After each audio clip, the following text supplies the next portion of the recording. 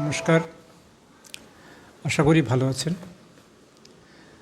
আসলে ভালো থাকার জন্য তো আমাদের লড়াই আমরা জারি রেখেছি।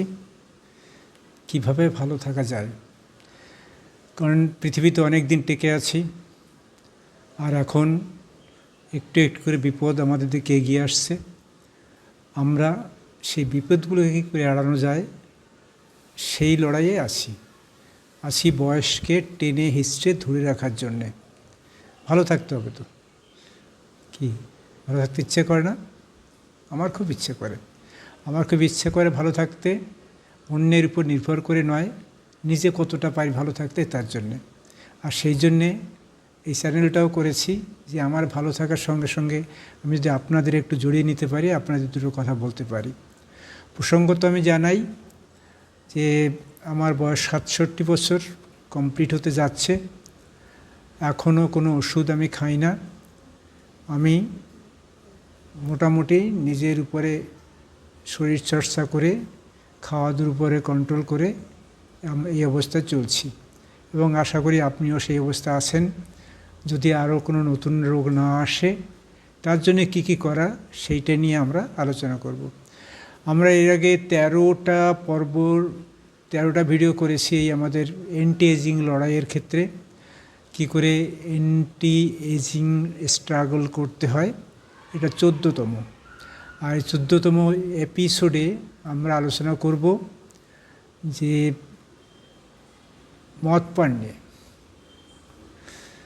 মদ পান অল্প পরিমাণে খেলে কি হতে পারে তা নিয়ে। আসলে এটা একটা খুব আনসাইন্টিফিক কথা, অল্প পরিমাণে মদ খাওয়া। আমাদের একটা বন্ধু, নাম বলি, অরুণাভ নস্কর। চেনা জানা কেউ যদি থাকে তারা হয়তো চিনবেন। তখন আমি হেড অফিসে চাকরি যখন করি, হেড অফিসে ছিলাম, তাই আমাদের সপ্তাহে একজন ডাক্তার আসতেন। সপ্তাহে কি মাসে, যাই হোক মাসে অন্তত একবার একজন ডাক্তার আসতেন। তিনি নানা পাথেয় দিতেন আমাদের উপভোগের জন্যে, তার জন্য একটা স্যালারি নিতেন অবশ্যই। তো আমার বন্ধু তার কাছে গিয়ে তো বলতেন আমাকে একটা প্রেসক্রিপশান করে দিন। মদ খাওয়া যে ভালো তার উপরে, অর্থাৎ অল্প মদ খাওয়া ভালো। হ্যাঁ, সে বলে হ্যাঁ অল্প বেশি মদ খেলে কিন্তু ক্ষতি হবে। তিনি তার কাজ করতেন, বলছেন আপনি এটা বলে দিন যে অল্প পরিমাণ মদ খেলে আপনার যে এই যে অসুখটা আছে এটা থাকবে না। রক্তচাপের ব্যাপারটা আবার কী সব ছিল আমার অতটা মনে নেই। তো ডাক্তারবাবু একটা প্রেসক্রিপশান করে দিলেন, বলে যা হাতে স্বর্গ পেলাম। এই যে হাতে স্বর্গ পেল, ওইটা সে বাড়িতে দেখাতো মদ খাওয়ার কারণ হিসাবে। তার গিন্নি খুব কড়া, সে মদ খেত, অল্প খেত না, একটু একটু খাওয়া শুরু করলো। সেই একটু অল্প খেতে খেতে খেতে একসময় এমন হলো, কোনো একটা সময়ে তার ব্রাঞ্চে আমি যখন ইন্সপেকশনে গেছিলাম, দেখলাম বাথরুমে সে চিত হয়ে শুয়ে পড়ে আছে। গিয়েছিল কোনো একটা জায়গায়, সেখানে গিয়ে বেহেডভাবে খেয়ে গিয়ে ওই এক চেনা লোকের পাল্লায় পড়েছে। তারা এসে ব্রাঞ্চে তাকে পৌঁছে দিয়ে গেছে, যে ব্রাঞ্চে সে পোস্টিং ছিল। এবং খুব দুঃখের কথা, এবং সম্ভবত খুব একটা ভাবতে কষ্টও হয় না যে তার পরিণতির কথা, সে মারা গেছে। এই মদ খাওয়ার কারণেই সে মারা গেছে। আপনি যদি লোকসঙ্গীত শোনেন বাংলা, তাহলে আপনি গোষ্ঠগোপাল দাসের নাম শুনে থাকবেন। গোষ্ঠগোপাল দাসের বাড়ি ছিল বগুলা, নদিয়াতে। আমার মামা বাড়ি সেখানে যেতাম। একবার একটা লোক এসে জিজ্ঞেস করেছে, বাইরের থেকে গেছে, সম্ভবত কোনো শহর থেকে আসছে, বলছে গোষ্ঠগোপালের খোঁজ নিচ্ছে তার গানের ব্যাপারে। খুব ভালো গান গাইতেন। তো জিজ্ঞেস করছে আমাদের পাশে এসে, স্টেশনের পাশে, যে আচ্ছা গোষ্ঠগোপালকে কোথায় পাবো? একজন বলল যে আপনি সিধা চলে যান শ্মশানে, পেয়ে যাবেন। অর্থাৎ শ্মশানে বসে মদ এবং গাঁজা, এটা সে যখন কাজে থাকতো কাজের বাইরে পুরো সময়টা সেখানেই থাকতো, মদ গাঁজার উপর নির্ভর করে। এবং তার পরিণতি তিনি নেই। আমি তো দমদম এলাকায় থাকি। আমাদের এখানে এই বছর আগে, অর্থাৎ বর্তমান যে সরকার তার সেই সরকারের আগে যে সরকার ছিল রাজ্য সরকার, তারা একটা মদের দোকান দিতে চাইলো এখানে একটা বাগজোলা খালের ধারে একটু নির্জন জায়গায় মদের লাইসেন্স। সেটি নিয়ে প্রচণ্ড বিক্ষোভ হলো। হ্যাঁ, লোকজন জড়ো করে তাই নিয়ে সে কয়েকদিন ধরে চললো হই, পাড়ায় মিছিল ইত্যাদি। মদের দোকান দেওয়া যাবে না, মদের দোকান দিলে আমাদের সর্বনাশ হয়ে যাবে। কিন্তু সরকার তো মদের দোকান দেবে, কারণ মদের দোকান থেকে সব থেকে বেশি আয়। তবে সেই দোকানটা দিতে পারলো না, মানুষের প্রতিবাদে দিল না। কিন্তু যখন তার পরবর্তী এই যে বিক্ষোভকারী যারা, তাদের দল যখন ক্ষমতায় এলো, অর্থাৎ বর্তমান যারা শাসক, তারা সেখানে মদের দোকান দিল না, মদের দোকান তো দিল একটা স্কুল আছে এখানে প্রাইভেট রোডের কাছে, স্কুল লাগোয়া জাস্ট তার অপোজিট। হ্যাঁ, অর্থাৎ অন্যদিকে স্কুল আর এদিকে স্কুলের মুখটা ওই দিকে, আর এদের সেখানে একটা মদের দোকান দিল। আর সেখানে ভিড় সবসময় লেগেই থাকে। সে আপনি করোনাকালেও বলুন না, যে করুন, করোনাকালেও কি বড় লাইন, মানুষ বেরোয় না, কিন্তু মদের জন্যে ঘরে আটকে রাখা যায়নি। অর্থাৎ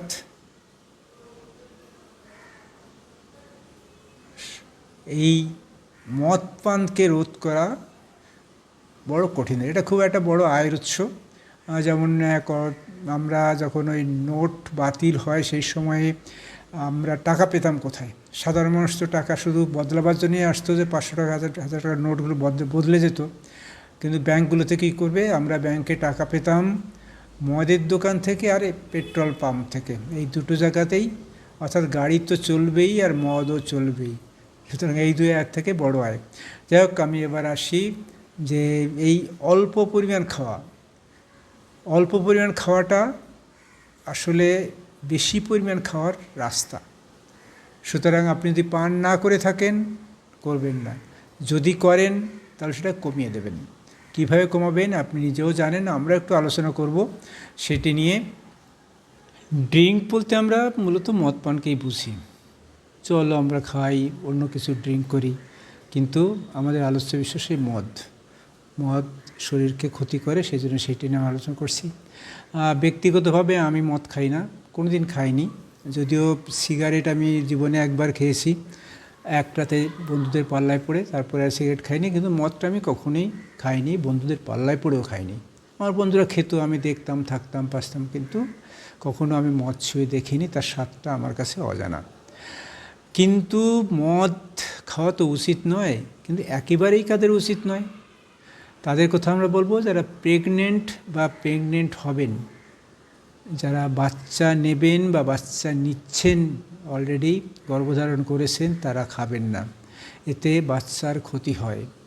আর কেউ খাবেন না, যারা কম বয়সী তারা খাবেন না। কম বয়স বলতে আমাদের একটা স্ট্যান্ডার্ড বয়স আছে 21 বছর, আমরা 18 বছরে যদি ভোট দেই, কিন্তু নানা দেশে মোটামুটি 21 বছরকে একটা স্ট্যান্ডার্ড বয়স হয়। এই 21 বছরের আগে মদ খাওয়া একেবারেই বারণ। আর হচ্ছে যাদের লিভার ভালো নয় তারা মদ খাবেন না, যারা নানা রকম ওষুধ খান তারা খাবেন না, কারণ ডাক্তারের সাথে পরামর্শ করবেন যে সেই ওষুধের সাথে অ্যালকোহলের কোনো রিলেশন আছে কি না, তাদের কোনো ক্ষতি হয় কি না। সুতরাং এই দুটো জিনিস একসাথে খাবেন না। বা এটা অসংখ্য রোগের আশ্রয়দাতা, সুতরাং এই আশ্রয়দাতা কোন রোগের ক্ষেত্রে কি লাগবে সেটা আপনি না জেনে, ডাক্তারের পরামর্শ না নিয়ে একদম মদ ছোবেন না। আর কি হচ্ছে, যদি আপনি আগে মদ খেতেন, এখন কন্ট্রোল করছেন, বা আপনি মদ খেয়ে নিজেকে কন্ট্রোল করতে পারেন না, যখন খান হেভি পরিমাণ খান, তারা এর থেকে দূরে থাকবেন। কেন অতর্কিত নিয়মে খাওয়া আপনার পক্ষে অনেক ক্ষতিকারক হতে পারে, সেটা খাবেন না। আর হচ্ছে অনেকেই আমরা মদ খেয়ে তার থেকে রিকভার করার চেষ্টা করছি। একবার যখন রিকভার করার চেষ্টা করছি, তখন শত প্রলোভনেও মদ ছুঁয়ে দেখা যাবে না।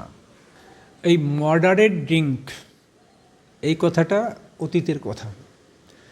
এক সময় আমরা ধীরে ধীরে বিজ্ঞান এগোচ্ছে, কিন্তু এক সময় ধারণা ছিল না যে অল্প পরিমাণে খেলে শরীরে কষ্ট কম হয়। আসলে বর্তমান বিজ্ঞান বলছে অল্প পরিমাণ খেলেও ক্ষতি করে, সেই জন্যে এই মডারেট ড্রিঙ্কটা এখন একেবারেই বারণ করা হয়। যদিও কিছু কিছু ক্ষেত্রে বলে যে একেবারে চাকরিও দেখুন আমি অল্প খাই বলে আমি এত ভালো আছি, আমার শরীরটা খুব ভালো। যারা এরকম বলে যে আমার শরীর খুব ভালো, আমি খাওয়া সত্ত্বেও আমার কোনো সমস্যা হয়নি, তাদের ব্যাপারে একটা জিনিস খেয়াল করবেন, তারা কিন্তু নিয়মিত হয় ফিজিক্যাল এক্সারসাইজ করেন, তারা ভালো খাবার খান, হেলদি ফুড খান, সেই জন্যে তারা ভালো থাকেন। এই ব্যাপারটা খেয়াল রাখতে হবে। শুধু ওই মদ খেয়ে মদের জন্যে, অর্থাৎ অল্প পরিমাণ মদ খাচ্ছি বলে ভালো থাকছি, এই বাহানা নয়। তার অন্যান্য কারণ রয়েছে যার জন্য তারা ভালো থাকেন। ভালো থাকার জন্যে তারা অনেক কিছু করেন। আর যাদের শ্বাসকষ্ট, যদি আপনি একসঙ্গে ড্রাগ এবং অ্যালকোহল, যেটা একটু আগেও বলছিলাম, এটা দুটো যদি একসময় চালিয়ে যান তাহলে কিন্তু আপনার শ্বাসকষ্ট হতে পারে, ব্রেন ড্যামেজ হতে পারে, এমনকি মৃত্যুও হতে পারে। সুতরাং এই ব্যাপারটা খেয়াল রাখবেন। আপনি মদ খাচ্ছেন এবং সঙ্গে সঙ্গে ওষুধ খাচ্ছেন, এটা খেয়াল রাখবেন। আমি সঙ্গে সঙ্গে কথাটা বললাম, অর্থাৎ সঙ্গে সঙ্গে বা 2-1 মিনিটের মধ্যে, 2-4-10 মিনিটের মধ্যে আমি মদও খাচ্ছি তার সঙ্গে ওষুধটা খেলাম, এই দুটো করবেন না। কারণ দুটোতে যে রিয়াকশান করে সেটা ব্যাড রিয়াকশান। সুতরাং আপনি যদিও বা খান, দুটোকে আলাদা করুন। একটা সময় মদ খাচ্ছেন, অন্য সময়ে আপনি একটা বিসময়ে ওষুধটা খান। ওষুধ খাওয়ার ধারে কাছে নেওয়ার সময় খাবেন না। রেড ওয়াইন নিয়ে বিজ্ঞাপন বেরোয়, হেডলাইনে দেখি রেড ওয়াইন স্বাস্থ্যের পক্ষে উপকারী, ক্ষতিকারক নয়, অর্থাৎ হার্টের পক্ষে ভালো। আসলে স্টাডি কিন্তু এই নিয়ে কোনো সুনির্দিষ্ট কোনো বক্তব্য জানায় না। তারা বলছে না যে কেন ভালো। অর্থাৎ রেড ওয়াইনে যে অ্যান্টিঅক্সিডেন্ট থাকে সেটা আমরা গ্রাপসের মধ্যে পাই, আঙ্গুরের মধ্যেও পাই, কিন্তু এটা পরিষ্কার নয় যে রেড ওয়াইন হার্টের পক্ষে কেন ভালো। এটা হতে পারে যে যারা রেড ওয়াইন খায় তারা ভালো এক্সারসাইজ করে, তারা ভালো কী বলে হেলদি ফুড খায়, সুতরাং সেই জন্যে তারা ভালো থাকে। কিন্তু এটা কখনোই পরিষ্কার করে এখনও পর্যন্ত স্টাডি বলেনি। আমেরিকা তো আমাদের বড় দাদা, আমরা তাদের দিকে সব কিছুর দিকে তাকিয়ে থাকি। তারা যে মতামত দেয় তাদের বিশেষ গুরুত্ব আছে। এই ব্যাপারে আমেরিকার হেলথ অ্যাসোসিয়েশন বলছে যে মডারেট ড্রিঙ্কিং স্বাস্থ্যের পক্ষে ভালো নয়। তার থেকে বরং আপনি শরীরকে ঠিক রাখতে চান তাহলে শারীরিক অ্যাক্টিভিটি বাড়ান, এক্সারসাইজ করুন, হেলদি ডায়েট করুন, ধূমপানটা করবেন না। এটা হচ্ছে তাদের রেকমেন্ডেশন।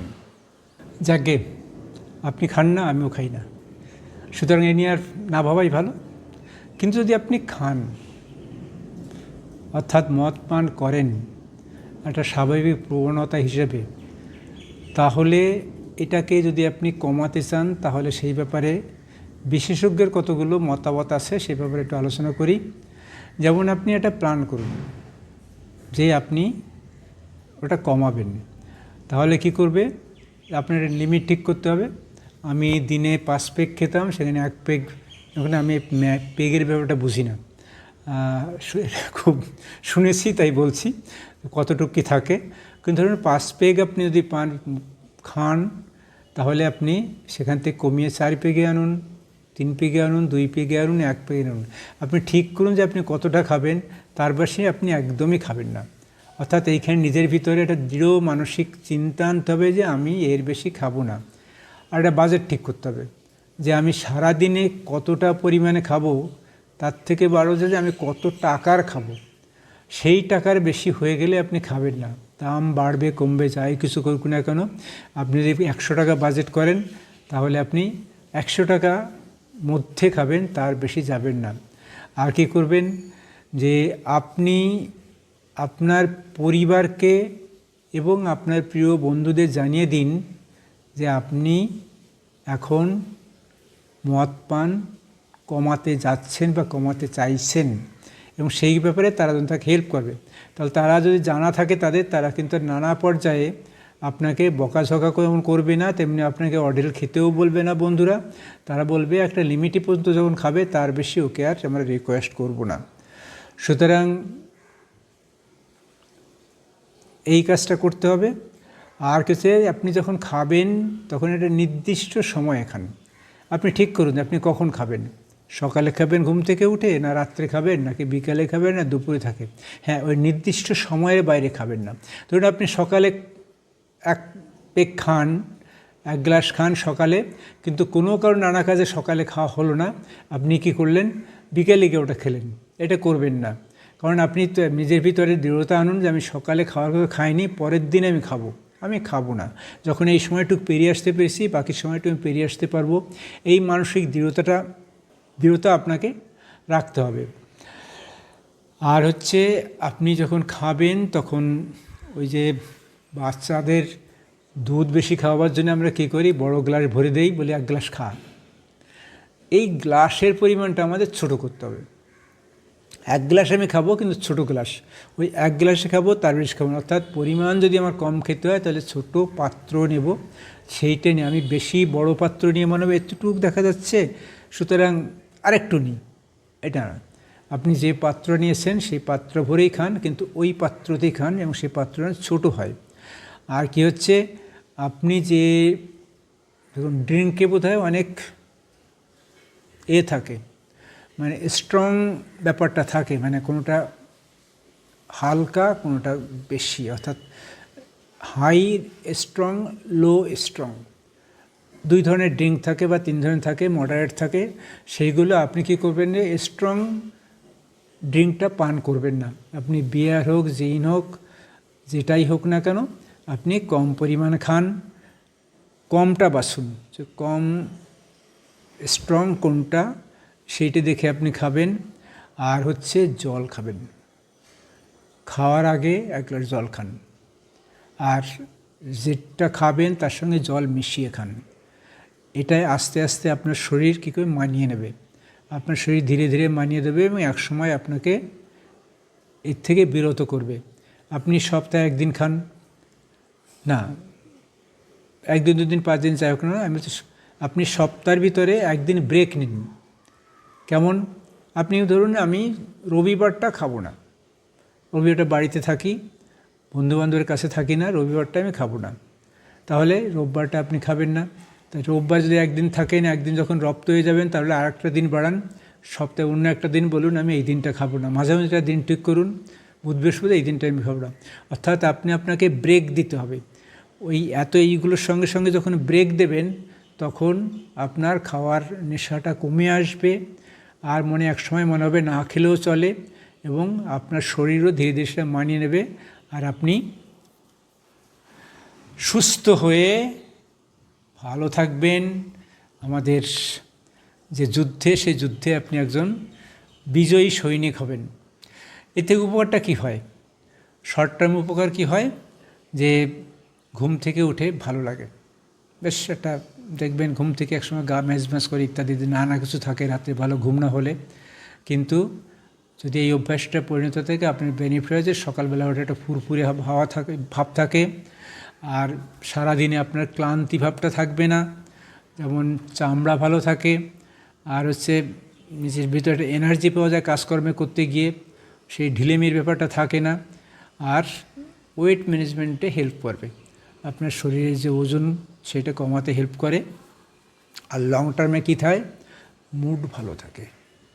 আপনি যদি একবার এর থেকে দূরে থাকেন, আপনার মনের ভিতরে যে সাহস যোগাবে, আপনার মুড ভালো থাকবে, আপনার চিন্তা শক্তিতে বাড়াবে, ভালো ঘুম হবে, ডিপ ঘুম হবে, যে ঘুম আপনাকে সমস্ত ক্লান্তি দূর করবে, আপনার শরীরকে অনেক বেশি স্বাভাবিক রাখবে।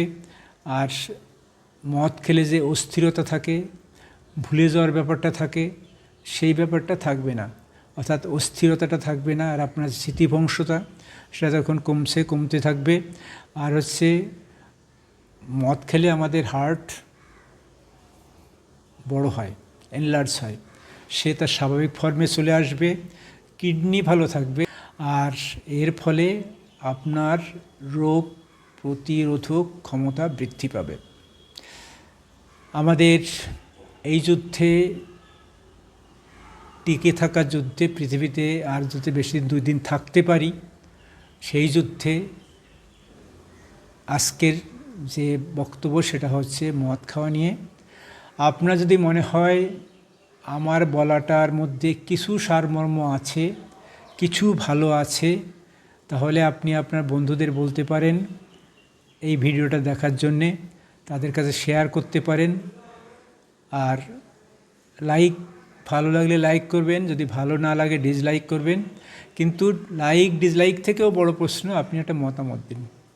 আমি কিন্তু আপনার মতামত সত্যি শুনতে আগ্রহী। আপনার কেমন লাগলো জানান। আপনার মতামত আমাকে উৎসাহিত করবে, এটা করব কি করব না তার উপরে, ভালো থাকতে উৎসাহিত করবে। করুন, একটা মতামত দিন। আর যদি সাবস্ক্রাইব না করে থাকেন, ছোট্ট করে একটু সাবস্ক্রিপশন টিপিয়ে করে দিন।